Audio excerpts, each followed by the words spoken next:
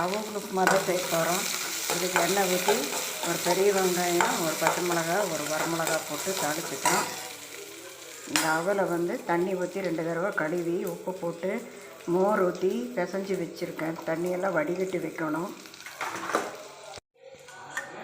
இப்போ வெங்காயம் வதங்கிருச்சு. இந்த அவலை கொட்டிக்கலாம்.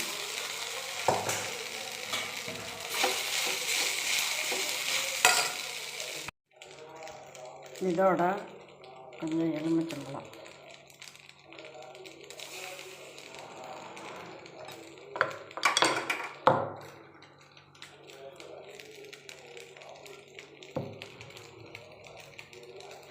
தேங்காய்,